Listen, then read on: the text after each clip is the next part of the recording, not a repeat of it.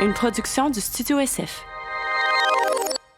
Comment est-ce qu'on est capable de créer des connexions humaines de façon authentique dans des contextes d'affaires? Parce que meilleur est le niveau de connexion, meilleurs sont les outcomes qui peuvent s'en dégager. Les gens aiment mieux dépenser dans des expériences que de dépenser pour avoir des choses. Puis là, on appelle ça le experience economy. Pendant longtemps, sur tous les événements d'affaires, il y avait cette notion que la programmation était au centre, mais dans un monde où l'accessibilité au contenu est vraiment démocratisée, il y a d'autres choses, je pense, qu'il faut qu'on explore. Toi, quand tu es devenue présidente de Cité 2, tu as annoncé comme ta maternité en même temps. Moi, j'ai eu une fausse couche. Ça a été très long avant que je retombe enceinte. J'étais dans des processus de regarder qu'est-ce qui se passait. Mais là, c'est une grossesse gériatrique, hein? Oh, quand tu vas tomber enceinte, moi, j'étais comme, j'ai un crop top. Si tu veux la job de ton boss, faut que ton boss ait une autre job ou que tu sois meilleur que ton boss à faire la sienne. Puis là, tu te dis, OK, mais si je me mets dans une posture que je suis en avant de la balle, que je fais déjà dans ma tête ce que je devrais faire pour être dans la prochaine position, ben. Bonjour tout le monde. Ça me fait tellement plaisir de vous retrouver aujourd'hui pour une autre belle découverte et une autre belle conversation avec Annick Beaulieu. Et j'ai hâte de la découvrir en même temps que vous. Mais tout d'abord, je tiens quand même à remercier notre commanditaire principal, qui est Easy Sign. Et là, Annick, c'est quoi le tagline que tu leur as trouvé? Non, c'était quoi? C'était...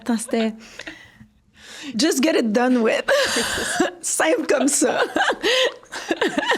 Donc, voilà, nouveau slogan pour Easy Sign, mais pour tous ceux qui veulent découvrir qu'est-ce qui est Easy Sign, c'est une solution de signature électronique en ligne. C'est une solution québécoise, donc 100% canadienne, qui respecte les normes canadiennes.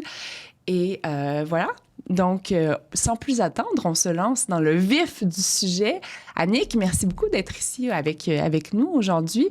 Pour ceux qui ne te connaissent pas, qui es-tu? Mon nom, c'est Annick Beaulieu. Je suis une femme de 40 ans, énergétique, passionnée. Je suis maman d'une petite fille de 2 ans. Je suis la femme d'un homme extraordinaire et je suis CEO d'une magnifique entreprise de création qui s'appelle C2.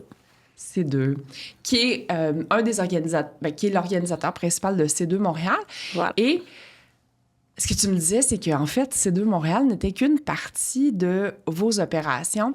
Et moi, une des raisons pourquoi j'avais envie de t'inviter au balado aujourd'hui, c'est parce que, bien, on le sait, on est dans un monde de plus en plus numérique. Et les gens ont besoin de connexion.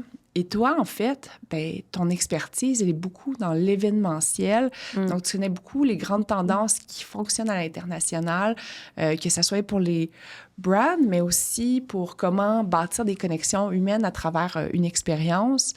Et c'est de ça que j'ai envie qu'on parle en premier lieu. Et ensuite, bien évidemment, moi, j'ai envie de te découvrir la femme parce que, ben, toi, quand tu es devenue présidente de Cité 2, tu as annoncé comme ta maternité en même temps. Donc ça, c'est quelque chose que j'ai beaucoup, en tant que femme, de curiosité à aller découvrir. Mais commençons tout d'abord avec C2, c'est quoi? Ben, pour rendre ça simple, on est une agence expérientielle. On fait surtout des événements d'affaires. Là, nous, dans le jargon, on fait du B2B. Notre flagship, ce qui est le plus connu à Montréal, je dirais, c'est l'expérience C2 Montréal qu'on crée et produit. On a une division qui fait des événements marque blanche pour des grandes marques partout à travers le monde. Et on a une petite division qui s'appelle Espace C2, qui design, qui crée puis qui licencie notre nom sur des espaces. Présentement, le groupe Accor est un partenaire.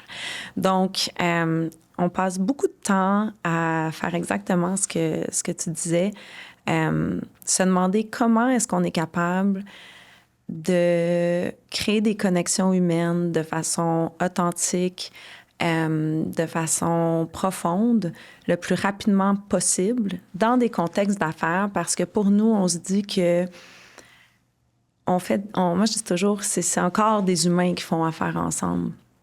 Puis, meilleurs sont le niveau de connexion, meilleur est le niveau de connexion, meilleurs sont les outcomes qui peuvent s'en dégager, tu sais. Je pense qu'on a souvent vu le monde des affaires comme un monde qui est transactionnel, mais je pense qu'on peut tous s'entendre sur le fait qu'à la fin de la journée, on a envie de faire des affaires avec des gens qu'on aime, qu'on respecte, qu'on trouve intéressants, intrigants, qui animent notre curiosité, puis qui vont nous amener ailleurs. Puis on pense qu'il y a énormément de potentiel qui peut élever les affaires, qui peut élever la société à travers ces connexions-là dans un contexte de business. Puis pour ceux qui sont déjà venus à un événement comme C2 Montréal, on passe vraiment beaucoup de temps à se dire, OK, mais comment le design d'environnement, comment la programmation, comment la technologie peuvent aider à soutenir cet objectif-là, de relationaliser le contexte des affaires. Pour en dégager des meilleures affaires, des partenariats stratégiques, plus de valeur, puis de la valeur qui est individuelle, qui peut être plus au niveau de la communauté ou des communautés d'affaires, puis économique, bien entendu. Qu'est-ce que tu vois comme grande tendance aujourd'hui, en 2025, dans cet univers-là? Mais je pense que ça part vraiment du fait que pour plusieurs générations, tu sais, je dirais les millennials, les Gen Z, les expériences ont maintenant plus de valeur que les produits. Puis tu sais, comme tu disais, les expériences plus de valeur que les dépenser, admettons, les gens aiment mieux dépenser dans des expériences que de dépenser pour avoir des choses. Puis ça, c'est pour plein de raisons. Tu sais, je pense qu'il y a des épidémies de loneliness. On est ultra numérisé, là, tu sais. Fait que quand tu regardes nos vies, on passe du temps sur nos téléphones. Les lieux de travail sont plus nécessairement ce qu'ils ont été pendant des années, des genres de hubs sociaux qui nous permettent de connecter avec des humains. Puis, on est tous dans un climat qui peut être assez, des fois, hostile, là, je dirais, avec tout ce qui se passe autour. Fait qu'il y a comme un besoin de se rencontrer, de connecter, de se divertir en personne. Puis ensuite, il y a tout aussi comme d'autres tendances, comment je pourrais l'exprimer, qui vont aussi vers la participation des humains. Je pense qu'il y a deux conversations. Il y a le besoin de vivre des choses ensemble. Puis là, on appelle ça le experience economy. Puis ensuite, il y a, OK, dans un monde où le contenu devient super démocratisé, où on peut avoir accès aux célébrités du monde des affaires, du entertainment, avec des documentaires sur Netflix de 4 mini-épisodes. Je pense que pendant longtemps, surtout les événements d'affaires, il y avait cette notion que la programmation était au centre, mais dans un monde où l'accessibilité au contenu est vraiment démocratisée, il y a d'autres choses, je pense, qu'il faut qu'on explore, tu sais, en termes de valeur ajoutée.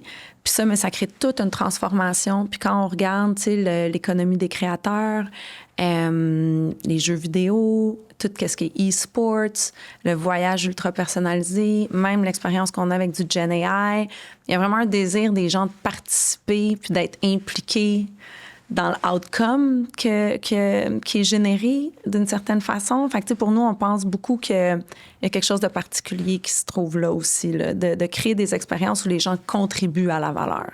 Ah. Tu vois, c'est fou parce que juste là, tu viens de me faire cliquer sur quelque chose.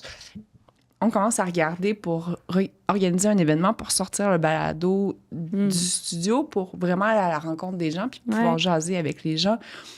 Mais veux pas, mais parce que c'est ce que je connais de, mettons, tu sais, j'en fais des conférences ou des trucs comme ça. C'est beaucoup conférences, panel, puis après ça, réseautage, 5 à 7. Mais en fait, c'est peut-être la version 2020 d'organiser des événements. Fait que, OK, j'adore.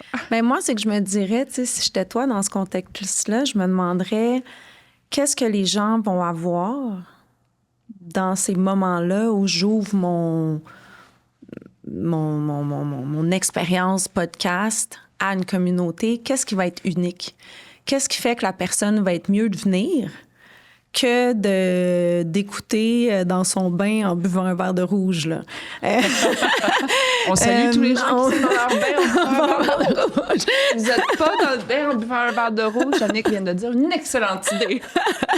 Non, mais tu sais, je pense que... Let's go!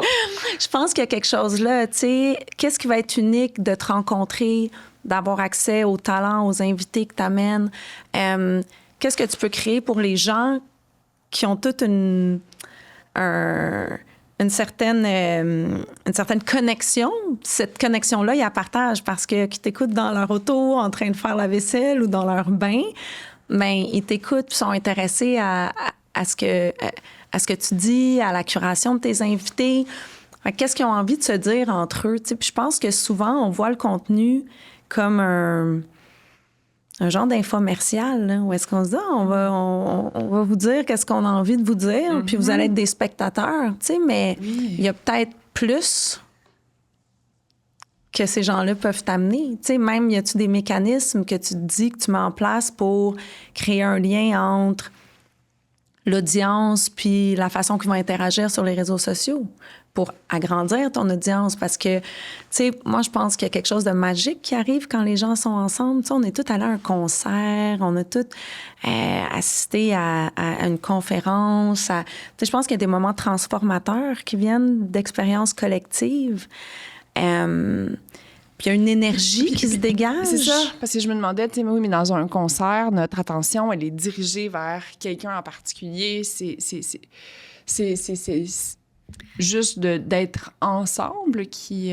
Oui, mais regarde comment l'énergie de quelqu'un à côté qui est comme...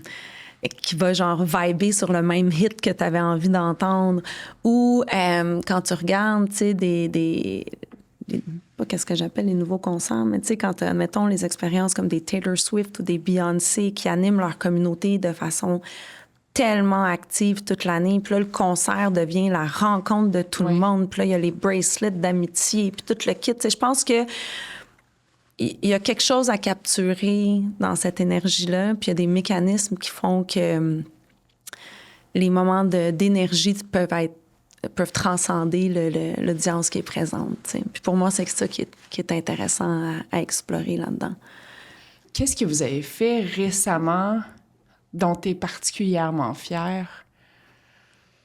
Il y a beaucoup de choses qu'on fait dont je suis fière. Je pense qu'on a eu une campagne qu'on a faite avec un client que j'ai trouvée vraiment intéressante parce que justement, elle était participative, mais était vraiment ancrée dans l'expérientiel. Donc, c'était une chaîne hôtelière qui est peu différenciée dans son offre. Tu sais, puis je pense qu'on peut tous voir là, un hôtel 4 étoiles, corpo, qui est super bien, mais qui est très similaire à toutes les autres offres. Oui. Bon. Puis, le défi, c'est de dire, OK, mais comment on arrive à les différencier puis à connecter avec l'audience des event planners de façon créative en sachant que le produit comme tel n'était pas nécessairement le différenciateur. On a créé une campagne avec du Gen AI, l'IA générative, pour que les event planners créent leur espace de rêve, de rencontre. OK, fait que c'est en version sous-marine, dans l'espace, dans un parc national au Utah. Bref, fait que là, tout le monde créait des environnements. Ça a été une campagne qui était animée. Fait que, tu sais, comme après ça, dans les newsletters que les gens recevaient, il y avait les environnements qu'ils avaient créés. Okay. Fait que la campagne était dynamique. Puis ensuite, on a créé des discussions qui sont allées dans 7 différentes villes à travers le monde. Et on créait des salles avec des miroirs là, un peu trippy, où il y avait des conversations sur le futur de l'événementiel, de l'expérientiel, puis l'importance que ça avait pour les entreprises, puis tout ça. Puis j'étais fière, pas parce que c'était le plus gros programme qu'on a fait, pas parce que c'était un déploiement qui était spectaculaire nécessairement dans la physicalité. Là. Puis tu sais, je pense que les gens qui ont vécu des C2 Montréal, il y a quelque chose dans le design d'environnement qui est très puissant. Mais ça, d'un point de vue de conceptuel, je trouvais que c'était intéressant de voir comment on pouvait utiliser des nouvelles technologies, comment on pouvait étendre le cycle d'engagement lié à une expérience, de se dire, OK, la stratégie de base, c'était de réunir 100 planificateurs d'événements dans une pièce pour donner à notre client la possibilité d'engager avec eux. Mais finalement, ça a créé une campagne qui a été live pendant plusieurs mois, puis qui se retrouvait toujours enrichie du contenu qui évoluait, soit par l'IA générative, soit par le output des sessions de travail dans les différentes villes, tu sais. Fait que pour moi, d'un point de vue business, pour quelqu'un en marketing, c'est puissant parce que ton dollar investi dans l'expérience, ben, il crée un cycle d'engagement qui est beaucoup plus long, tu sais. Fait que ça, je trouvais que c'était quand même intéressant. Je suis super curieuse dans l'exercice de demander aux event planners d'imaginer leur dream event. Est-ce que le client ou vous en avez tiré des gros constats de aïe, on n'avait pas, tu sais, spécialement faire un événement dans l'espace, ok, sure, là, mais oui, là. Mais mettons, très peu actionable.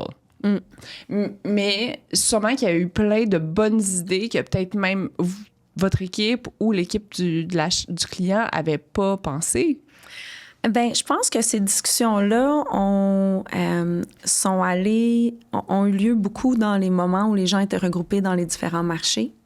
Parce que là, on ramenait ça plus concret. Il y avait une méthodologie, il y avait un facilitateur, il y avait tout un output. Mais je pense qu'un des enjeux de la planification événementielle, c'est que souvent, on va dans ce milieu-là parce qu'on se dit « Wow, on va créer des choses extraordinaires, puis ça va être donc bien le fun, puis on va laisser aller notre créativité. » Puis ultimement, il y a beaucoup de logistique, il y a beaucoup de contraintes, qu'elles soient physiques, budgétaires. Puis là, c'est comme si on laissait aux gens la possibilité complètement folle de rêver. Puis qu'ultimement, fait qu'on on comblait un peu le gap entre l'ambition ou l'envie qu'on a dans cette carrière-là puis la réalité. Puis là, ben, après ça, on se servait ça pour créer un genre de hook puis d'attirer les gens sur place puis là, d'avoir des conversations qui étaient un peu plus concrètes. Mais je pense que c'est le fun de, des fois, se donner l'opportunité de juste...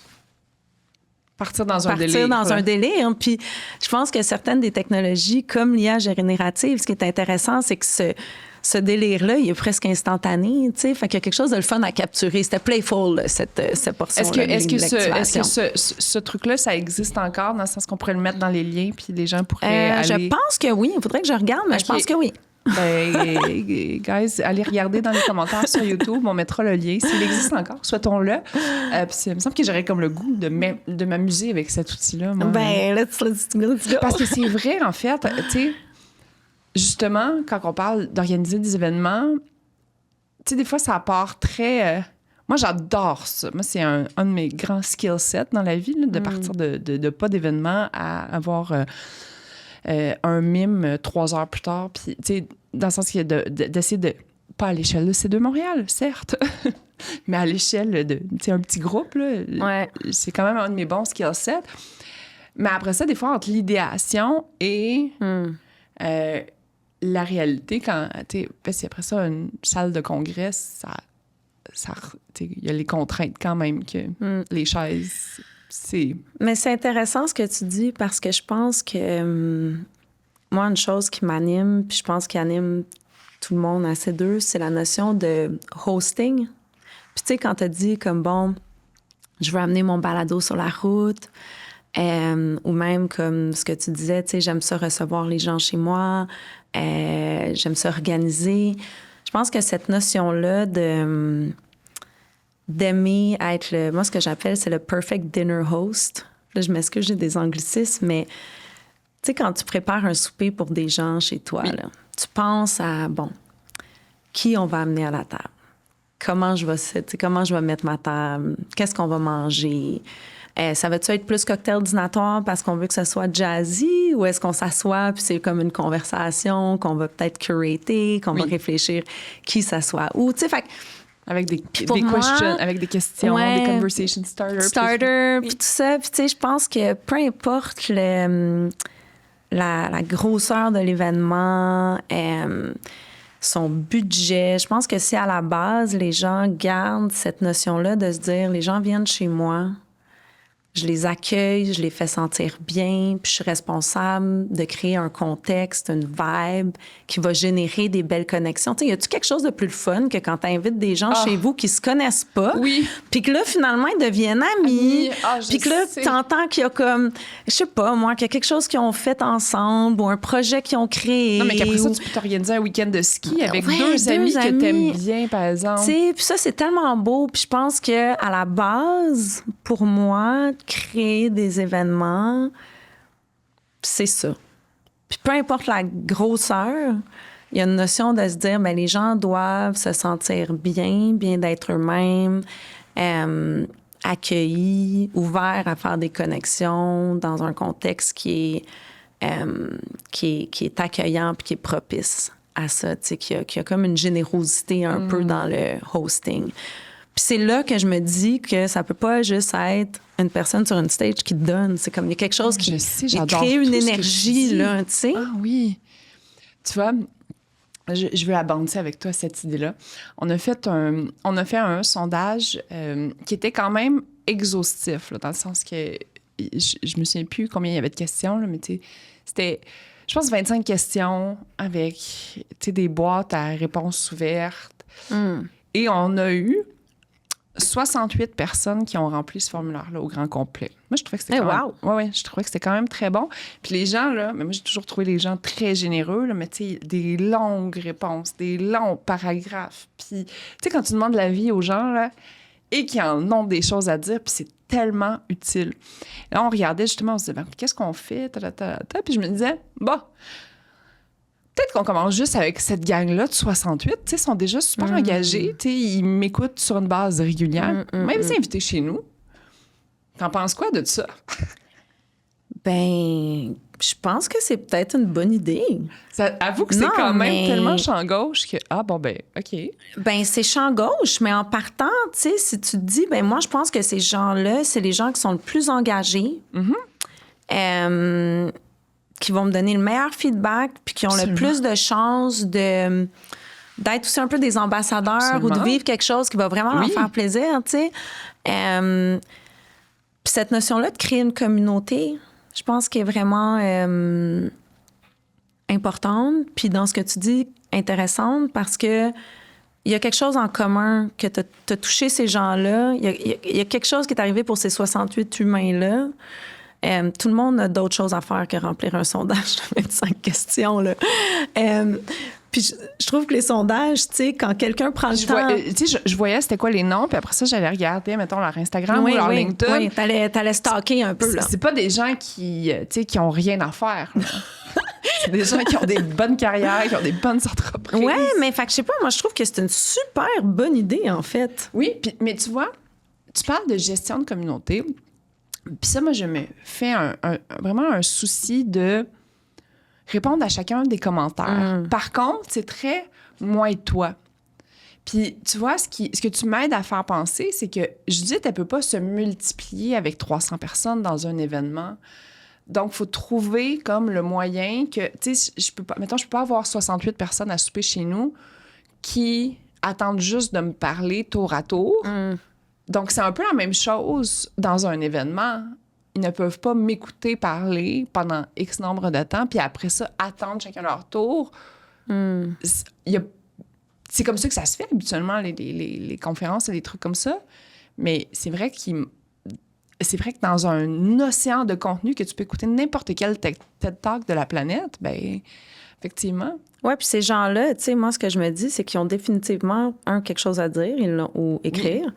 Écrire dans le cas. Donc, s'ils l'ont écrit, ils ont quelque chose à dire aussi. Puis comment tu vas aller chercher l'intelligence collective de ça? Tu sais, parce que toi, tu as quand même un objectif aussi en réunissant les gens. Tu te dis, OK, ben je veux améliorer la qualité de mon podcast, je veux apprendre, je veux voir qu'est-ce qu'on pourrait faire de plus, de différent. Parce que tu veux connecter avec eux, tu veux continuer à croître, tu veux continuer à avoir des idées d'invités, tu veux rester pertinente dans le temps. Puis ça, je pense juste, c'est pas jamais une conversation à sens unique. Non, c'est ça.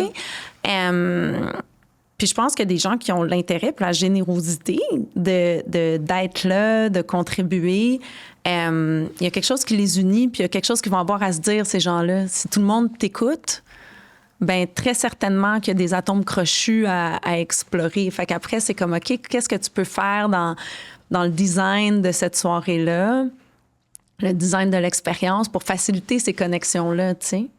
Puis ça, c'est quelque chose que... comment vous faites chez C2 pour justement réfléchir à ces trucs-là? Écoute, on a des métaux, on a, tu sais, des méthodologies, Ah, OK. là, tu sais, on a vraiment des... On a de l'or, du non, cuivre. non, pas de l'or du cuivre, là. L'or vaut cher, présentement. Non, mais on a des méthodologies, tu sais, puis on a beaucoup de projets derrière nous. On a une façon d'aborder les différents objectifs de nos clients, les différentes grandeurs de groupe. Tu sais, tantôt, je parlais d'un projet qu'on a fait qui était des plus petits groupes, mais qui ont voyagé à travers différentes villes. Mais ça nous arrive aussi d'avoir un événement de 2000 personnes à organiser. Puis là, on se dit, OK, il y a une scène, ça, c'est cool. Mais après ça, comment on brise le rythme? Comment, tu sais, dans du storytelling, là, mais tout un film. Oui. C'est pas triste tout le long, puis c'est pas le fun tout le long. Oui. On s'entend, là, il y a des arcs narratifs, il y a un hero's journey, il y a, bon. Fait que nous, on se dit, OK, sur 2 jours qu'on a avec ce groupe-là, admettons, comment on crée des moments où c'est des gros groupes ensemble? Comment après ça, on crée des plus petits formats de discussion plus intimes? Comment après ça, c'est des formats collaboratifs? Comment on a des cocktails avec une certaine audience qu'on sait qui va jiver ensemble. Fait que, tu sais, c'est de se dire un peu, c'est quoi les objectifs corporatifs qu'on doit atteindre d'engagement, de messaging, puis tout ça. Puis après ça, comment l'expérience puis les types de formats vont venir contribuer à cet objectif-là. En sachant que, tu sais, c'est fou, là, quand tu regardes, admettons, le temps moyen passé sur TikTok, je pense, c'est comme 3 secondes. YouTube, je pense, c'est 10 secondes. Mais... Puis 2h30. 2h30 pour les 68 pour les 68 fans du podcast de Judith, c'est 2h30. You know who you are. Un record, you know who you are. Attendez l'invitation, elle s'en vient. Mais dans un événement, là, imagine une marque, là, on a fait un projet pour Autodesk la semaine dernière aux États-Unis, mais les gens sont là pendant 2-3 jours. Oui. Là. C'est énorme. OK, mais là, j'adore, parce que Autodesk, c'est comme...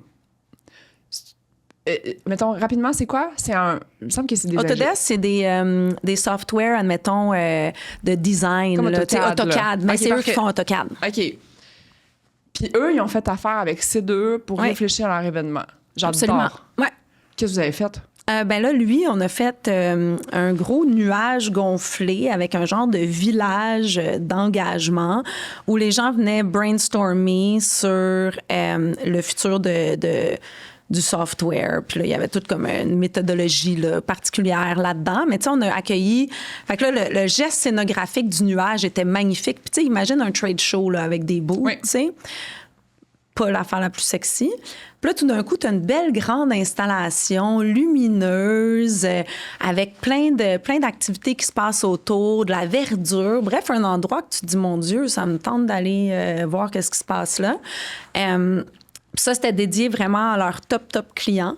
Et dans le gros nuage gonflable, puis là, je sais que on a l'air un peu flyé, là, mais... Si t'as des photos, tu Oui, me les je enverras, les puis on les enverrai. mettrait dans le montage YouTube. Je les enverrai. Puis, ben, dans ce nuage-là, il y avait des sessions collaboratives qui exploraient des sujets qui étaient très précis pour l'audience qu'Autodesk ciblait dans ce contexte-là.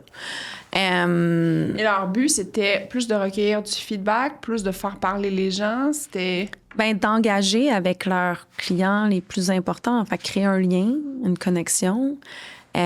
Ensuite, recueillir de l'information, tu sais, d'intelligence collective un peu. Puis de les surprendre, de les entertain, puis de créer aussi des connexions entre les gens qui sont les clients, tu sais. Fait créer un moment qui se différenciait du reste de l'expérience, par exemple. Tu vois, tu parlais de ça, puis l'exemple qui me venait en tête, c'était Salesforce. Oui. Je sais pas si t'es déjà allé à un événement Dreamforce, ouais. Oui. Mais justement, tu sais, tu rentres dans leur univers, là, puis pendant 2 jours, ils t'amènent dans ça. Là, puis même, ça se vit même avec tes reps après, ou ce qui t'amène souper dans les meilleures places de Chicago, puis ils nous amenaient jouer au Tortue Ninja après dans des arcades. L'expérience est vraiment vécue sur 48 heures. C'était magnifique. Si, mettons, bon, c'est pas tous les gens qui ont les budgets de Autodeck ou Salesforce. Ouais. À plus petite échelle, qu'est-ce qu'on peut faire? Tu sais, une petite PME qui se pose la question. Bien, moi, je pense que ça part de l'intention. D'une intention de se dire, tu sais, comme tu me demandais, qu'est-ce qu'ils veulent, ces gens-là? Là? Puis, tu sais, l'intention peut pas juste être, on veut parler de notre produit, là. Tu sais, parce que là, on va se demander, OK, pourquoi les gens viendraient tant que ça, plus que de regarder un démo sur le web ou, tu sais... Fait que est-ce que c'est justement de recueillir de l'information? Est-ce que c'est de créer un sentiment de communauté? Est-ce que c'est de créer du super bon relationnel entre des reps, par exemple, puis des clients? Est-ce que c'est de faire rayonner la marque sur les réseaux sociaux? Tu sais, qu'est-ce qu'on essaie d'accomplir? Là? Puis c'est vraiment bien se poser la question. Puis après ça, de trouver les il faut réfléchir aussi. Puis, tu sais, je pense que c'est pas se dire nécessairement, genre, on fait la même formule qu'on fait depuis 20 ans. Oui. Tu sais, puis là, de se dire, qu'est-ce que je peux faire qui va vraiment aider à contribuer à ces objectifs-là? Puis ça peut être des petits gestes, là. Tu sais, des fois, c'est peut-être quelque chose de spécial qui se passe au souper. C'est peut-être justement, au lieu d'avoir juste un stage avec des gens qui donnent de l'information de façon unilatérale, de créer des workshops, d'avoir une couple de facilitateurs. Est-ce que c'est de réfléchir à, au lieu d'avoir un stage, admettons, qui est au bout d'une salle, qui crée une distance avec l'audience, de le mettre au centre, puis créer un sentiment de proximité. Tu sais, il y a des petits gestes qui peuvent être faits, je pense qu'ils peuvent avoir un impact, mais ça part d'une intention, d'une générosité, de faire sentir aux gens qui sont accueillis dans un endroit où on a pensé à eux, d'une certaine façon. Oui. J'adore tout. Puis tu parlais tout à l'heure justement de si on a plus un produit qu'on veut vendre, tu sais, tu disais, là, est-ce que l'expérientiel peut être au service de ce produit-là? Ben oui, absolument. Puis je pense que c'est OK. Ben ce produit-là, what does it stand for? Qu'est-ce qui est spécial? Qu'est-ce qui serait une métaphore dans l'espace ou dans l'expérience pour ce produit-là? Est-ce que c'est des odeurs? Aussi, comment on le rend multisensoriel? Tu sais, je pense que ça, c'est quelque chose d'intéressant parce que le live nous permet ça. Permet de voir, de toucher, de sentir, de goûter. Tu sais, fait que je pense qu'il y a tout un terrain vraiment fertile à explorer quand on pense au sens. Puis ensuite, de l'intégrer de façon organique dans l'expérience aussi. Tu sais, est-ce que, je sais pas moi, est-ce qu'il y a des stands de maquillage quand il y a un bal? Est-ce que, tu sais, il y a plein de choses qu'on a vues là, qui peuvent, je pense, comme faire écho un peu à une façon de mettre les produits de l'avant. Fait que oui, absolument. Parce que là, on tombe plus dans le domaine de l'activation marketing, c'est ça? Ben oui, ça donne dans l'activation marketing. Puis encore là, il y en a des bonnes, puis il y en a des moins bonnes. Il y en a des plus mémorables, il y en a des moins mémorables. Mais je pense que celles qui sont bonnes, généralement, ils touchent au sens, ils te font vivre quelque chose, ils te donnent un petit sentiment d'émerveillement, ils font que tu as envie de le partager sur tes réseaux sociaux parce que c'est spécial. Tu sais, tu n'auras pas envie de partager quelqu'un qui te donne un flyer, là. Tu ne vas pas prendre une photo de ton flyer. Non, mais... Alors que si c'est bien fait, ça va peut-être te pousser à vouloir le partager puis tout ça. T'sais. Fait que ça, c'est certain que le produit peut être une source d'inspiration vraiment intéressante là, pour une activation. Quand vous d'organiser un événement à l'ampleur de C2 Montréal, ça commence quand? Ça finit quand? Écoute, c'est un cycle d'à peu près 9 mois, je dirais. Parce que, il y a la commercialisation, il y a l'idéation, il y a la pré-prod, il y a la production, il y a l'événement, puis il y a le wrap-up aussi, là. Fait que, il y a quand même beaucoup de beaucoup de phases, là, tu sais, même la recherche en programmation. C'est ça. Est-ce que vous partez d'un angle précis de thématique que vous voulez explorer, après ça, vous cherchez les experts qui sont liés à ça? Oui, fait que généralement, on a une architecture de programmation, tu sais, fait qu'on va se dire, OK, c'est quoi les grands thèmes qu'on veut explorer, les grands sujets? C'est qui les entreprises ou les thought leaders qui sont vraiment des leaders dans le domaine? Puis souvent, on a aussi un thème créatif qui va guider un petit peu l'angle avec lequel on va aborder tout ça. Puis ensuite, ben là, ça fait boule de neige aussi. Puis tout se nourrit, tu sais, parce que là, une fois que tu te dis, OK, ben j'ai parlé à tel expert. Mettons, moi, j'appelle Judith, puis là, Judith est super emballée, mais comme, oui, génial, j'ai cette personne-là aussi qui est extraordinaire, vous devriez connecter. Fait que, tu sais, à un moment donné, c'est comme dans tout, là, l'action crée du momentum, puis ça ouvre d'autres portes à mesure que tu avances, si tu veux. Mais tu sais, il y a quand même vraiment des échéanciers, des steps précis à suivre là, pour arriver. C'est des traductions quand même complexes. Là. Mais j'aime ça que vous commencez par quelque chose que... Comment tu l'as appelé? L'architecture de programmation. Ouais, des grilles, ouais. Et c'est un terme que je ne connaissais pas. Merci de nous avoir éduqués collectivement. L'architecture de programmation, le thème vient après, vient avant? Non, mais ça dépend vraiment des événements, tu sais, parce que tu as, admettons, un événement, tu sais, on fait un projet pour un client en consulting qui est lié à l'innovation. C'est leur Summit Thought Leadership. Le thème principal, c'est l'innovation, ça, on le sait. À chaque année, on va trouver un sous-thème artistique. Fait que ça va guider la création et la programmation. Est-ce que c'est collision, écosystème, communauté. Tu sais, fait que là, il y a quelque chose qui va comme driver tout le créatif, toute la façon qu'on va aborder le contenu, tu sais, pour qu'il y ait comme une direction créative forte, là, puis que les gens, quand ils arrivent dans l'expérience, ça n'a pas l'air d'une pizza all dress, là, je sais pas comment. Non, j'entends ça. Mais comment on arrive pour arriver Comment on fait pour arriver au mot, mettons, collision? On met plein de mots sur un... Ben là, on met un directeur de création, de programmation, un client, quelqu'un de marketing dans une salle. C'est ça, fait que c'est l'objectif du client. Puis, ouais, puis là, c'est quoi notre thème, là? Tu sais, comment on s'inspire, puis on a quelque chose qui est porteur commercialement, d'un point de vue de programmation, d'un point de vue de création. Puis je pense que quand tu arrives à l'intersection de tout ça, puis tout le monde s'entend, tu as quelque chose de puissant. Puis après ça, l'équipe de programmation va partir et va se dire, OK, ben là, c'est le thème de l'innovation. Les 4 plus grands vecteurs d'innovation cette année sont X, Y, Z. On a 2 journées de programmation. On a des workshops, des conférences, puis des tables rondes. Fait que là, tranquillement, tu as une grille, puis tu commences à la remplir. Là. C'est qui les leaders dans ces domaines-là? Fait que, tu sais, il y a comme une science, là. Tu sais, quand je te parlais d'une méthodologie de création, tu sais, il y a vraiment une façon qu'on arrive à créer ces événements-là. Il y a une recette, là. Parce que si on Google architecture de programmation, on va trouver, ça existe dans Internet. Ah, c'est une très bonne question. En tout cas, ça existe dans notre Google Drive. Mais parce que c'est un terme quand même très niché, for sure, des gens de l'événementiel, mais pour en avoir organisé plusieurs événements de l'événementiel, je suis jamais partie de cet angle-là, fait que c'est pour ça que je trouve ça très, très intéressant. Bien, un peu comme toi, j'imagine, tu sais, quand tu crées ton podcast, tu dois te dire, OK, tu sais, mon thème, c'est par exemple les transitions de vie. Après ça, tu as des sous-thèmes peut-être d'entrepreneuriat, d'expertise, de workshop, de masterclass, exact. Fait que je pense plus long. C'est comme comment tu le formatives, mettons, parce que supposons qu'à un moment donné, là, Judith, t'es rendue avec...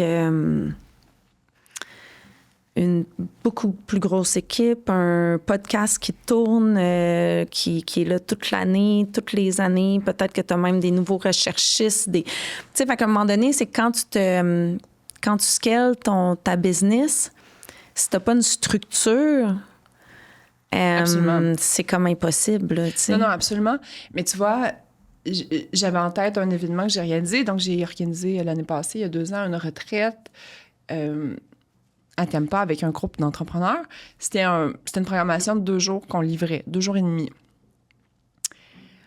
Mais on a été plus opportunistique dans le sens qu'on est parti de c'est quoi qui est possible de faire. Puis on a appelé un peu tout le monde.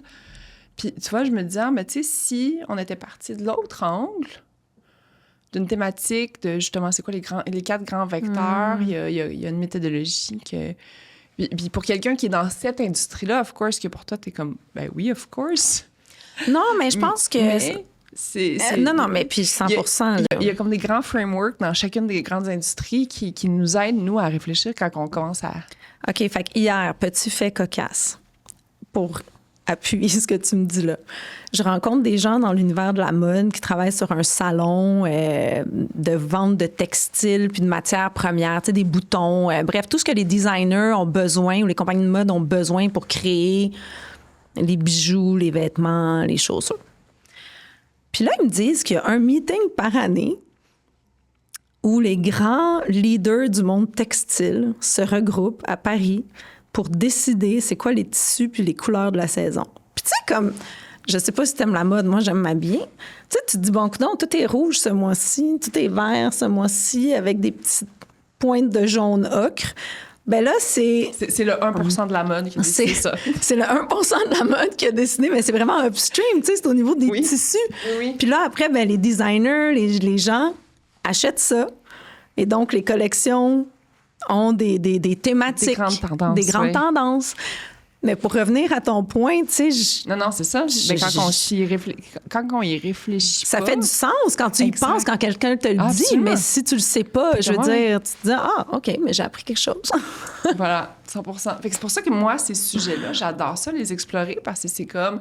Toi, c'est ton quotidien d'organiser ça. Quand t'en parles avec tes collègues, quand t'en parles avec ton chum... Tu sais, t'as pas besoin de leur expliquer tout ça, mais pour quelqu'un qui est absolument pas, tu sais, il y a peut-être des développeurs web qui nous écoutent. Ben oui, absolument. Là, c'est OK, ces gens-là, c'est comme ça qui marchent. Fait que c'est pour ça que je trouve ça tout le temps super intéressant de tu sais, tantôt, j'avais Jean-François Bouchard à mon micro, puis il parlait du monde des agences pendant un petit bout. Ben vous connaissez bien. Ben oui, très bien. Vous connaissez très bien, d'ailleurs.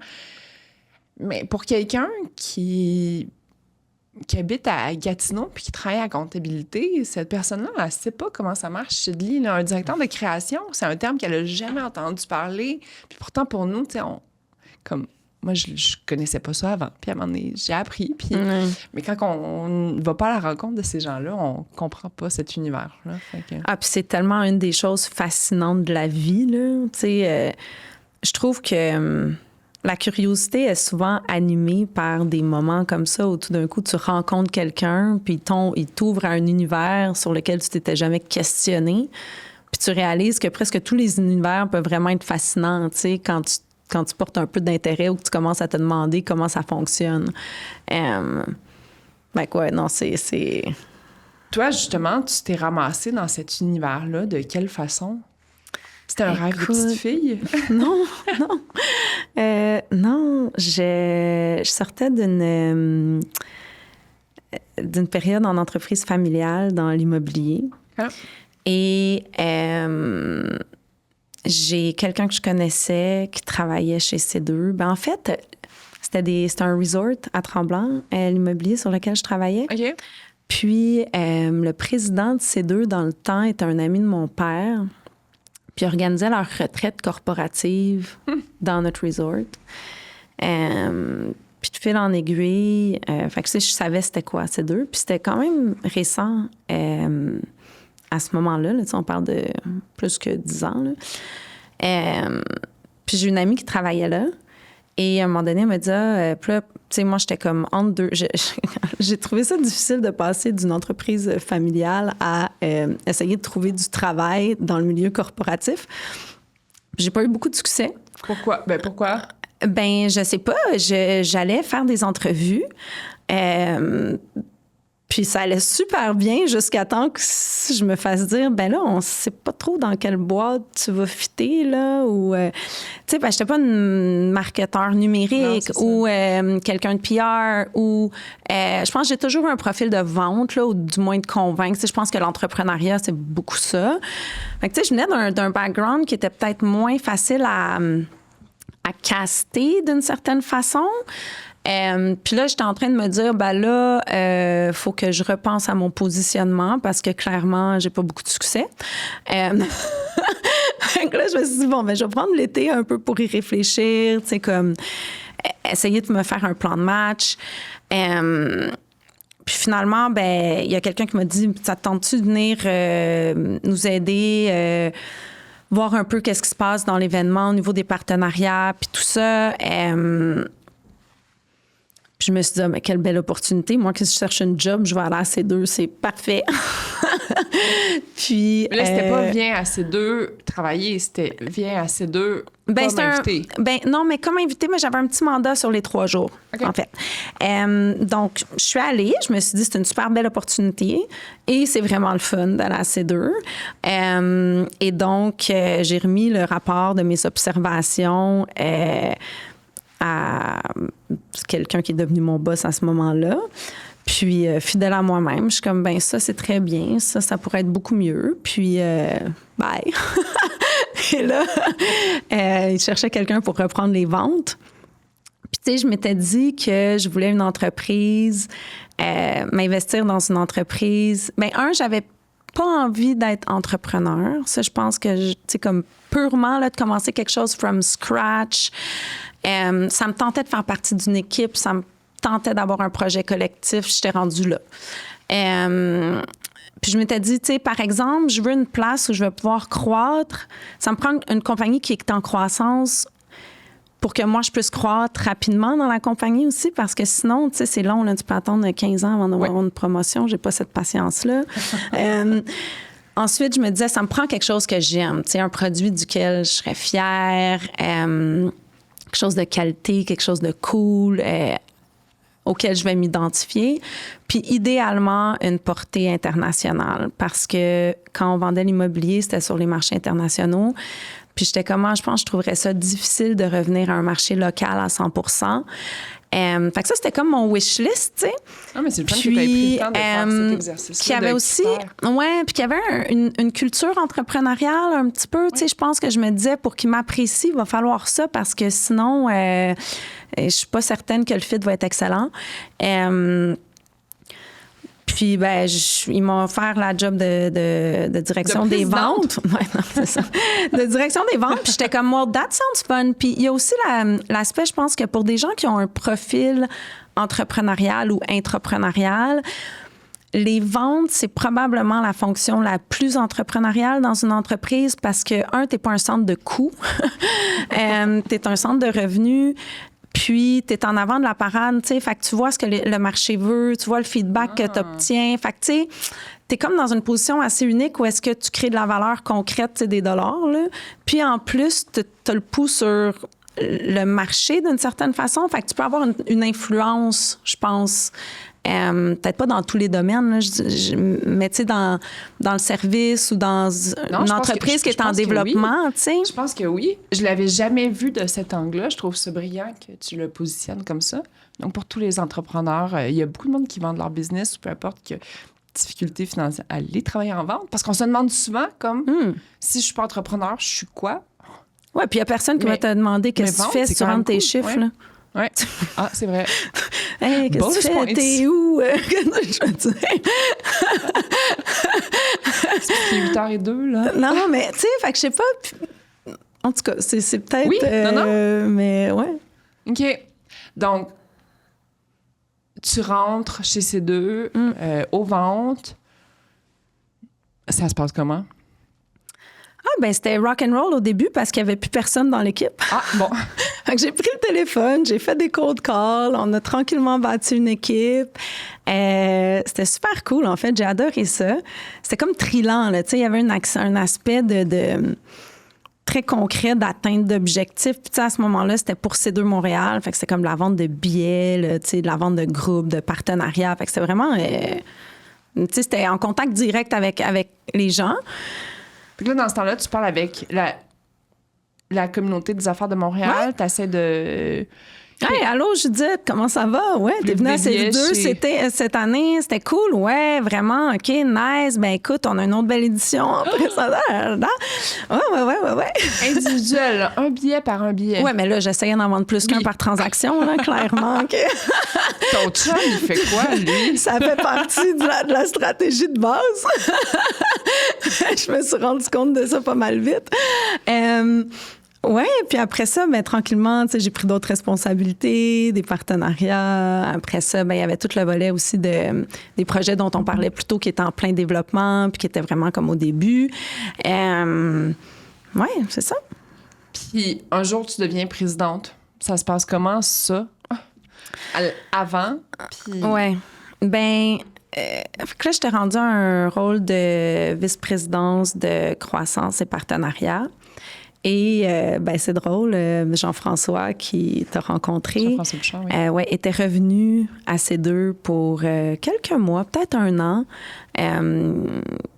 pour reprendre la présidence.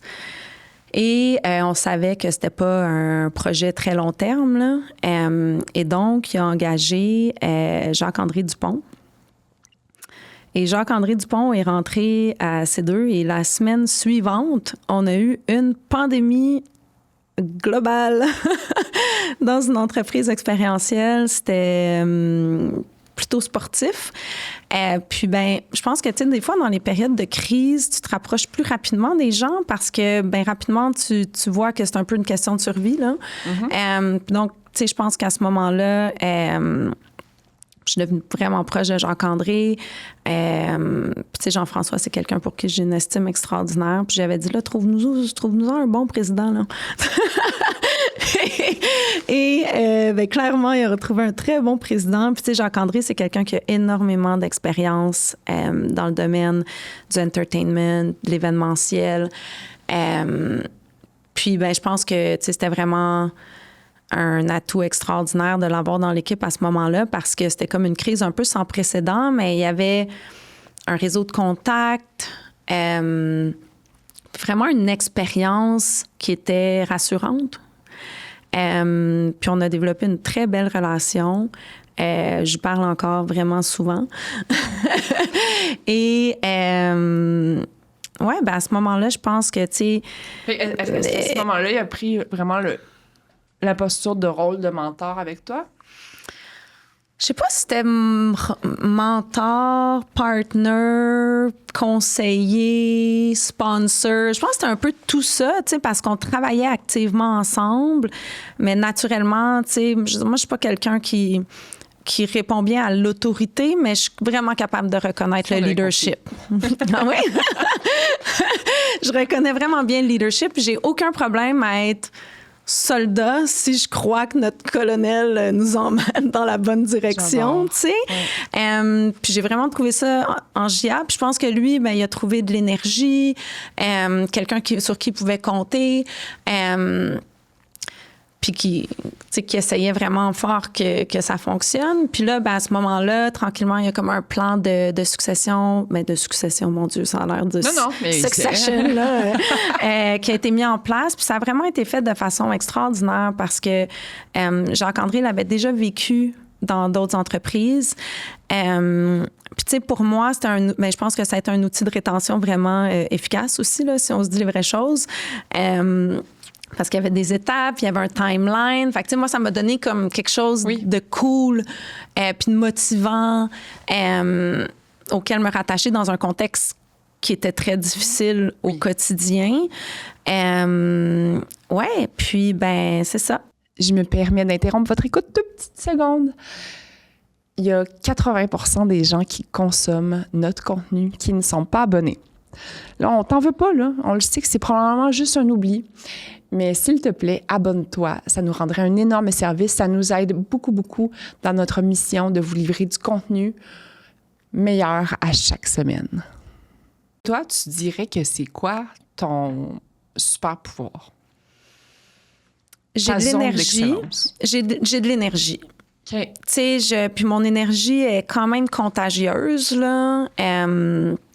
ça a été quelque chose sur lequel il faut que je travaille parce que quand elle n'est pas du bon côté, ça peut être contagieux aussi. Mais généralement, je suis très positive, puis je suis convaincante. Tu sais, quand je crois en quelque chose, là, puis je veux que ça se passe, je me le dis dans ma tête, je le manifeste, like it's gonna happen. Ça, c'est... Puis je pense que... Tu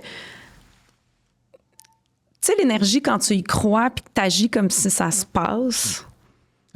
Ça se manifeste puis ça arrive. Ça, là, Puis c'est drôle parce que, tu sais, même l'évolution, admettons, entre mes rôles à ces deux, j'ai jamais senti que je faisais que la job que j'avais. Toujours senti que je faisais la job que je voulais. Puis là, à un moment donné, mais t'as fait déjà. Et à toi. OK, fait que maintenant, pour les gens qui nous écoutent à la maison ou dans votre auto, peu importe, qu'est-ce que concrètement ça veut dire? Donne-nous des exemples de qu'est-ce que ça veut dire faire la job que je voulais. Tu sais, admettons, là, juste de façon très pragmatique. Si tu veux la job de ton boss, il faut que ton boss ait une autre job ou que tu sois meilleur que ton boss à faire la sienne. C'est pas mal les deux options.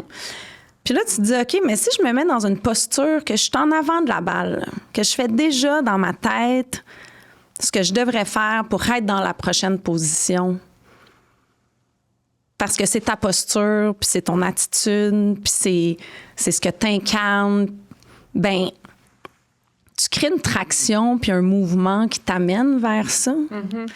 Puis ça, je pense que ça vient... Je sais pas ça vient d'où, mais je suis tout le temps comme ça. Puis je pense que ça vient aussi avec son lot de pas de pression, mais tu sais, des fois, c'est fatigant parce que je sens jamais que j'ai ce que je... Tu sais, que je suis au bout du projet, là. Tu sais, j'ai toujours quelque chose de plus que je veux. Que, When is it enough? Tu sais, ça, c'est comme un sentiment. Tu sais, c'est vraiment rare qu'un matin, je suis comme...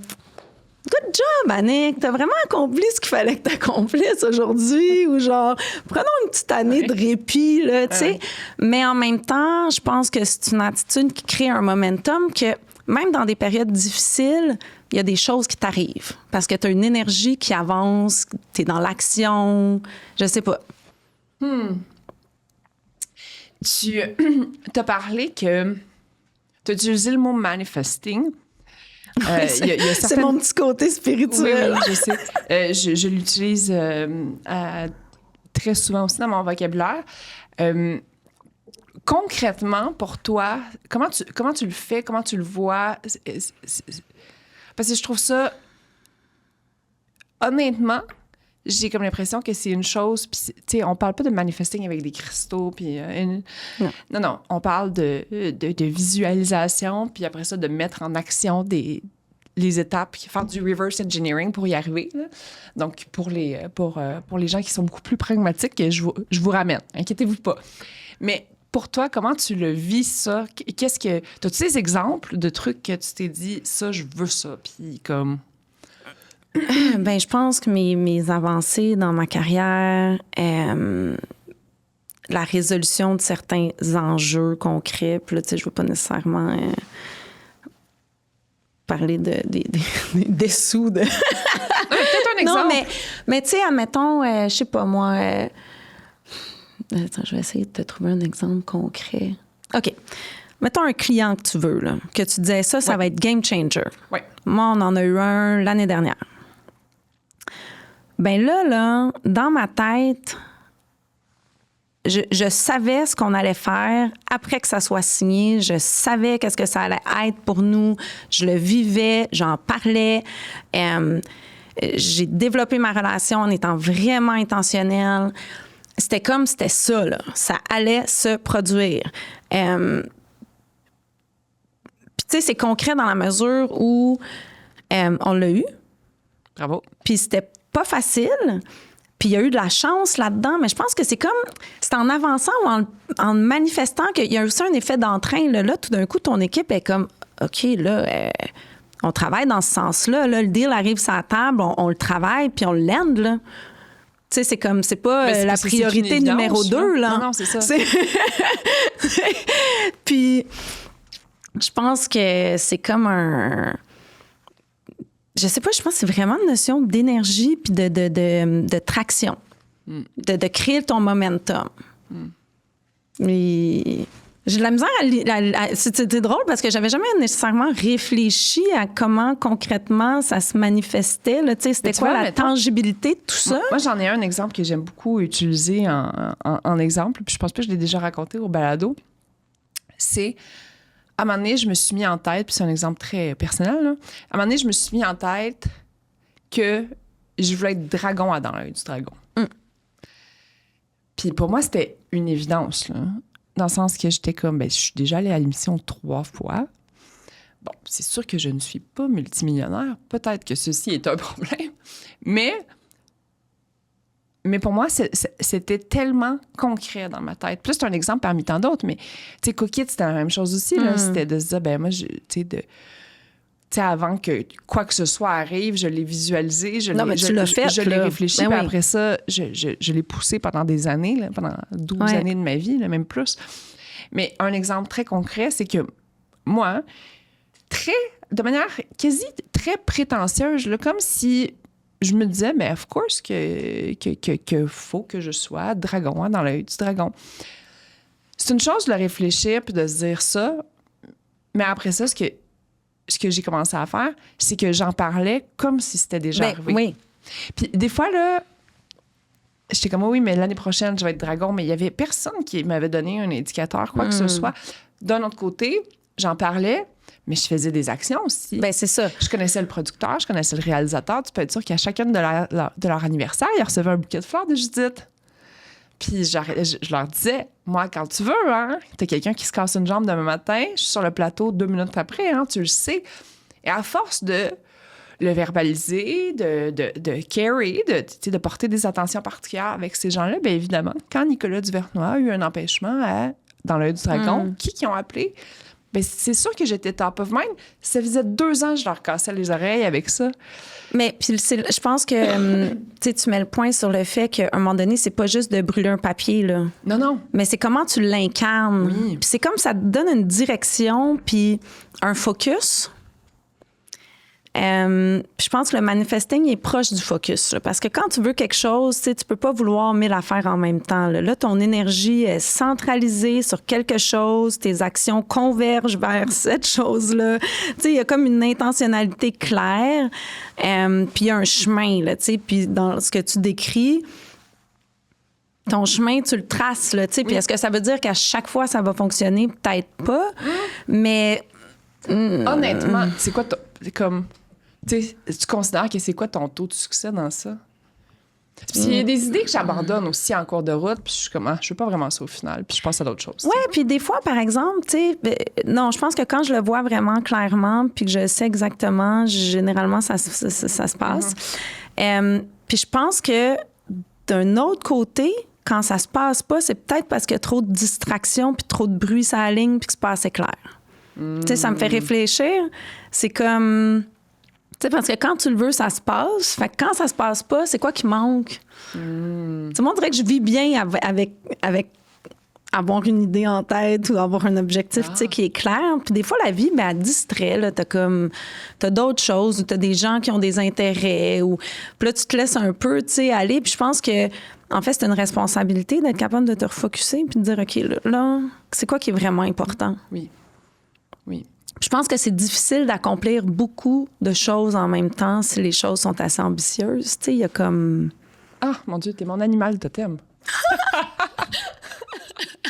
Je suis comme, mais continue de me parler. En fait, j'ai l'impression que je m'entends, moi, parler. C'est drôle. Donc, tu l'as manifesté.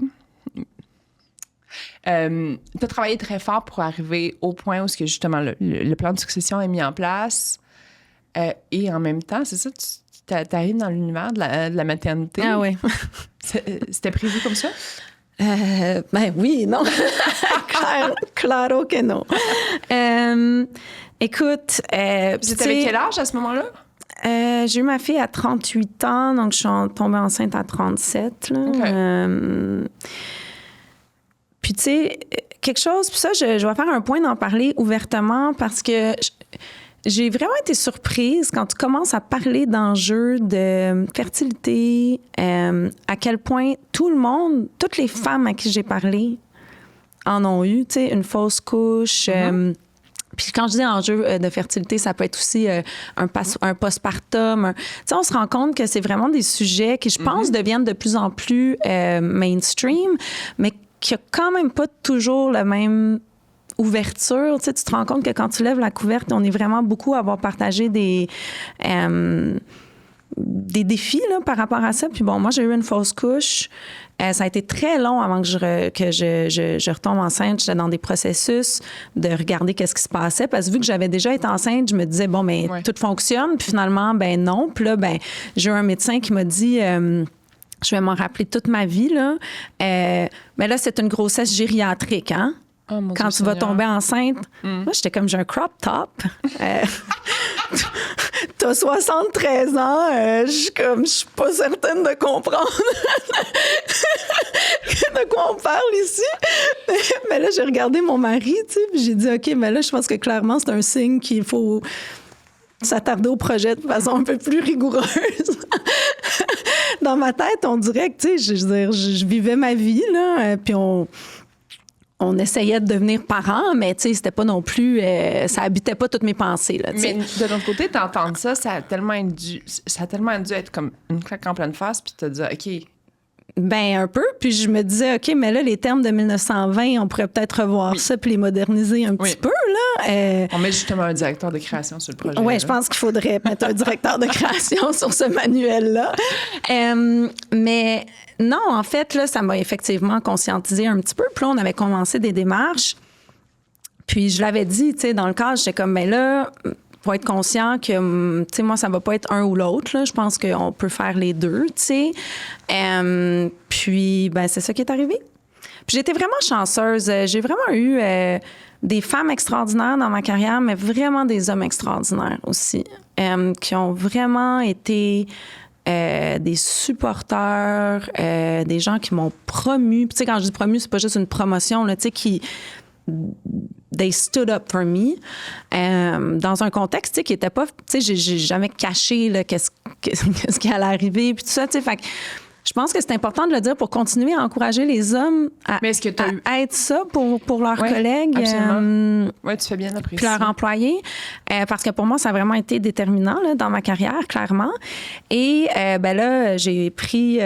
j'ai eu le poste, j'ai eu le bébé, pas mal tout en même temps.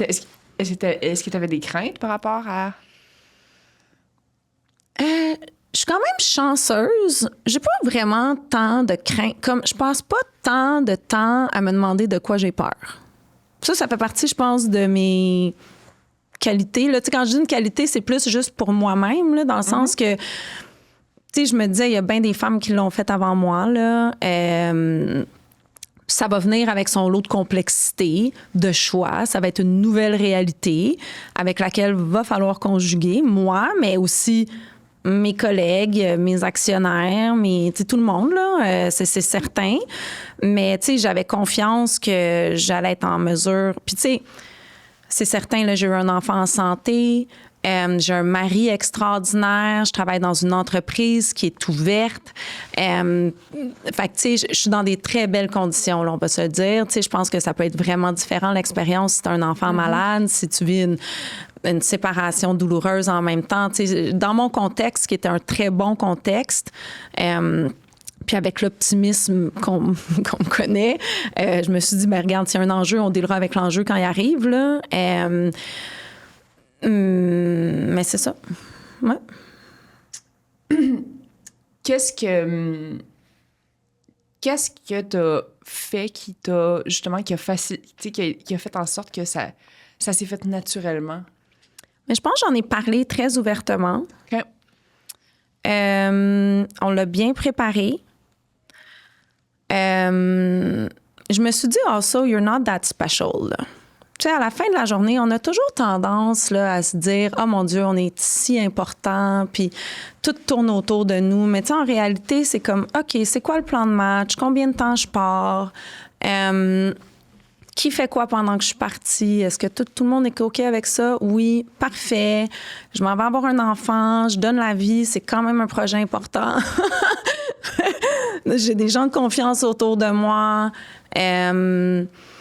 Tu sais, je sais pas, je pense qu'il faut comme le dédramatiser, puis ça sécurise les gens aussi un peu de voir que, bon, mais finalement, on va le faire, là. Puis il y a bien des femmes qui l'ont fait avant moi, puis ça va être correct, puis ça va bien aller. Et je pense que ce que je suis le plus contente de tout ça, c'est que ça m'a vraiment permis de vivre un congé de maternité extraordinaire. J'ai adoré ça. Oui. Ouais. Puis au début, c'était un peu inquiétant, là. Tu sais, mon mari était comme, « Oh, Oui, c'est ça. ça va se passer comment? » Oui, parce que je sais pas pourquoi, ça fait quand même 1h30 que je t'écoute, là.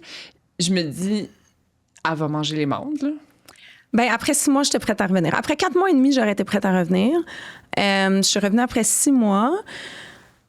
Mais le rythme, là, de ralentir au rythme d'un humain comme ça, je me disais, tu sais, ça va m'arriver une fois. Moi, on a décidé que c'était un enfant. Puis j'étais comme, mais quel privilège, tu sais. Puis je me souviens, à un moment donné, j'étais avec mon mari qui est entrepreneur. Tu sais, au début, on s'était dit, il va prendre du temps. Finalement, la vie arrive, t'es entrepreneur, t'as été entrepreneur. Le temps n'a peut-être pas été tant au rendez-vous. Et là, j'étais un peu en train de faire comme, ben là, on avait dit que tu allais prendre du temps, tu sais, comme, I was giving a bit of attitude. Puis comme, ben moi, j'aimerais tellement ça, pouvoir profiter de ce moment-là comme tu le fais, tu sais. Puis on dirait que ça a créé un shift tout de suite dans ma perception. Puis je me disais, mais profite-en, là, c'est là, là. Oui. Tu sais, ce moment-là, il faut le capturer maintenant. Oui. Puis j'avais une super équipe en place qui a gardé le bateau dans la bonne direction. Puis, tu sais, ben, je faisais des petits touch points, là, ici et là. Mais je suis revenue. Puis, tu sais, je pense que le retour a été un ajustement nécessaire, là, tu sais, dans le sens qu'il faut que tu changes la façon que tu travailles. Tu te rends compte que tu travailles tellement. Moi, j'ai dit, mon Dieu, OK, je travaillais vraiment beaucoup, là, parce que là, le fait qu'il faut que je revienne à une certaine heure ou, tu sais, que je retravaille mon emploi du temps, que je trouve des façons d'être plus productive, d'être plus organisée. Tu sais, tu te rends compte qu'avant, le temps, c'était un peu... Élastique, tu sais. Ouais. Alors que là, c'est une réalité qui était différente. Tu as les hormones, tu as tout, là, tu sais, qui rentre en ligne de compte. Mais finalement, tu t'ajustes. Puis quand ça va pas, mais t'en parles. Tu sais, si t'es vraiment fatigué, puis t'es off, puis t'es impatient, t'es insoutenable, ben tu dis, je m'excuse, guys, là, je sais que ça... C'était pas ma meilleure journée. Je suis vraiment désolée. Puis là, tout d'un coup, ça crée une culture aussi d'ouverture où est-ce que tout d'un coup, tu as le droit d'être humain. Puis si toi, tu le fais comme président, ben tes employés aussi vont le faire. Puis tout d'un coup, mais tu te rends compte que tu as peut-être des meilleurs dialogues aussi dans l'entreprise, tu sais. Fait que ça, est-ce que tu dirais que c'est une des choses qui t'a changé en tant qu'humain dans ton aventure de la maternité? Ah oui. Oui, je pense que ça t'adoucit d'une certaine façon, puis pas... en fait, ça te rend plus... moi, je pense que ça m'a rendu quand même plus empathique. Ouais. Pourquoi? Ben parce que tu cares plus pour quelqu'un d'autre que pour toi, puis tu te rends compte que les gens... Tu sais, moi, jusque-là, ma vie, ça avait été soit du sport de compétition, soit du travail, soit avoir du plaisir. Mais tu sais, c'était très... OK, on le fait. Puis il n'y a pas vraiment de contraintes là, significatives qui s'opposent à ce que j'ai envie de faire. Puis là, tout d'un coup, t'es comme, ben là... si elle est là pour moi, ben là pour les autres. Puis ça peut être un enfant, ça peut être un parent malade, ça peut être un enjeu de santé, ça peut être un break-up, ça peut être... Mais tu sais, à un moment donné, t'es comme, mais tout le monde est humain, tout le monde a des choses qui peuvent arriver. Puis je pense que dans l'ouverture, le groupe est plus fort parce que là, au lieu d'avoir un lien qui va pas super ou qui est pas dans sa pleine performance puis de pas le savoir... Bien là, tu te dis, OK, mais si on se parle, on va être là plus pour un, plus pour l'autre, puis ultimement, le projet, la mission collective qu'on a va peut-être être plus protégé aussi. Je sais pas. Tu sais que tu as un joueur de soccer qui a mal au pied, là, tu fais pas exprès pour y envoyer la balle dessus pendant le match. Là. Non, tu vas leverage les forces autour, mais tu diras pas à ton adversaire que quelqu'un a mal au pied. Là. Mais ton équipe le sait, tu sais. Fait que je sais pas. À travers ton expérience en tant que présidente de C2, ça a été quoi tes plus grandes erreurs ou leçons apprises pour le spinner positivement? Ouais, ben on va le spinner un peu positivement, mais je pense pense qu'on fait tous des erreurs, puis on en fait tous quand même relativement souvent. Là. Puis tu sais, il y a différentes grosseurs d'erreurs, là, on s'entend. Là. Mais puis c'est drôle parce que j'en parlais avec ma COO, Viviane, qui est extraordinaire et qui est complètement complémentaire à moi. Puis quand j'ai fait des erreurs, souvent, c'était comme de penser que je pouvais faire quelque chose que finalement, je n'étais pas vraiment bonne à faire. OK. Ou tu sais, des fois, de t'attacher à un concept que tu aimerais être bonne dans quelque chose ou que tu as comme une vision de qu'est-ce que tu voudrais que ça soit. Puis, Comme par exemple? puis mettons... tu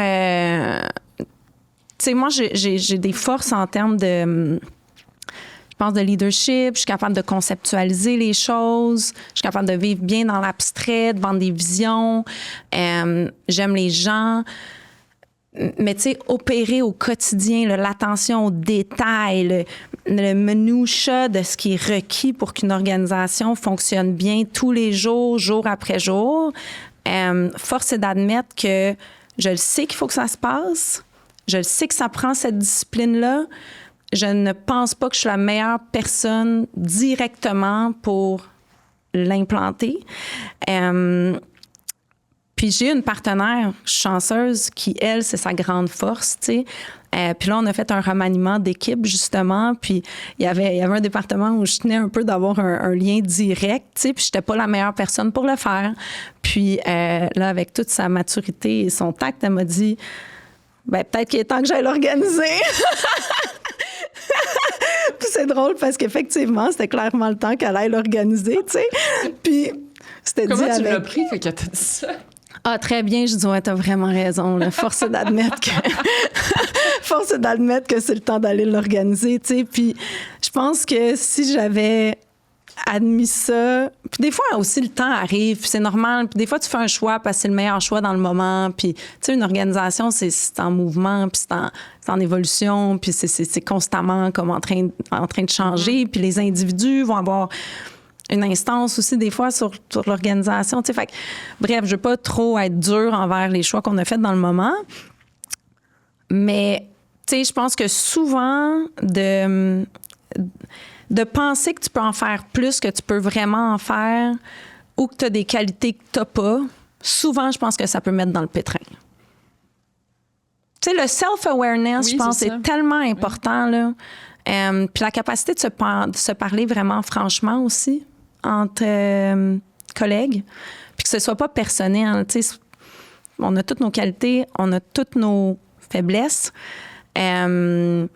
Puis je pense que d'être trop susceptible par rapport à ça ou de prendre les choses personnelles au détriment de où est-ce qu'on s'en va comme équipe, c'est pas la bonne chose ou la bonne approche à avoir, tu sais. Pour avoir du self-awareness, je cherche le terme en français, mais pour avoir de la connaissance de soi, je crois. Ouais. Qu'est-ce que tu fais, toi, concrètement? Ben, je pense Pour qu'il la, faut... pour la bâtir, pour la développer. Puis en fait, c'est pas... Je pense pas que c'est... Tu sais, je pense pas qu'à un moment donné, t'es comme « Ah, je me connais! » Non. Ben, moi, j'ai un coach. J'ai un coach que je vois aux 2 semaines. OK. Fait que, tu sais, on a des petites conversations introspectives, là, puis il y a des choses qui ressortent. Puis je pense que j'essaie d'écouter. Puis, tu sais, je suis quelqu'un qui a de la répartie. Puis des fois, ça serait facile pour moi de réagir, tu sais, dans le but de gagner un argument ou de... Puis, tu sais, j'essaie vraiment de prendre une pause, de le laisser sink in, d'en parler avec des gens que j'estime, puis de garder en tête c'est quoi l'objectif final, tu sais, puis c'est comme, OK, on est-tu vraiment en train de mettre les bonnes choses en place pour y arriver ou moi, je suis un frein à ce qu'on essaie d'accomplir, tu sais. Puis je pense que une part de la maturité, c'est aussi ça, c'est d'être capable de se retirer de l'équation un peu, dans le fond, tu sais. Puis c'est ça aussi la beauté de travailler des gens avec qui tu as confiance, tu sais, parce qu'ils vont te dire les choses, puis c'est fait avec bienveillance, là. Mais mon coach m'aide aussi. Oui, c'est ça. Mais c'est parce que j'avais le goût de te ramener là parce que c'est une relation qui dure depuis longtemps. Quand même. Moi, ça doit faire 3 ans. 4 ans? 3 ans? Toutes les 2 semaines. Ben oui, des fois, on fait des sauts, là, mais tu sais, je dirais au moins 12 fois par année, là. Puis Puis là, comment ça se passe, cette relation-là? Dans le sens que t'arrives, tu vides ton sac, vous avez un plan? Ça dépend. Des fois, j'arrive, je vide mon sac. Des fois, c'est un suivi sur pas des devoirs, là, mais tu sais, des engagements que j'avais pris la session d'avant. Ouais, mais c'est une communication, tu sais. Puis je pense que c'est comme un moment, tu sais, en entreprise, là, puis dans la vie, là, entre ta famille, tes amis, ta business, prendre du temps pour toi, mais d'avoir un moment de réflexion sur comment j'ai agi, qu'est-ce que j'ai fait, c'est quoi l'impact que ça a eu sur ma business, sur mes collègues, sur mes clients. Tu sais, des fois, tu te rends compte que tu as des patterns aussi, puis c'est vraiment difficile d'en sortir si tu n'as pas quelqu'un qui te met le nez dedans un peu, là. Un petit moment de réflexion. Puis est-ce que tu es capable d'être 100% vulnérable avec... pas juste envers cette personne-là, mais envers toi-même aussi, tu sais? Je trouve ça difficile, mais on le travaille fort. Ouais, je pense que c'est nécessaire pour évoluer, mais je pense pas que c'est une zone de confort, nécessairement.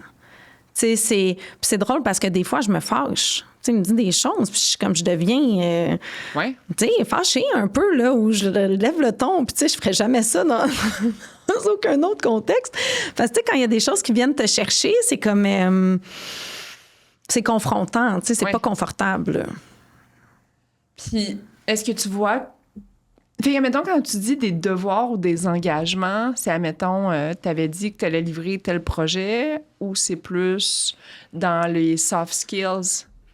T'as dit que t'allais donner du feedback ben, c'est de plus, telle manière à telle personne. C'est comme un mix de soft skills puis d'objectifs plus... tu sais, c'est pas nécessairement mon prochain meeting d'équipe ou le prochain mandat qu'on va aller chercher. Tu sais, c'est plus sur la performance générale de l'entreprise, la performance de l'équipe à haut niveau, les actions de leadership que tu poses,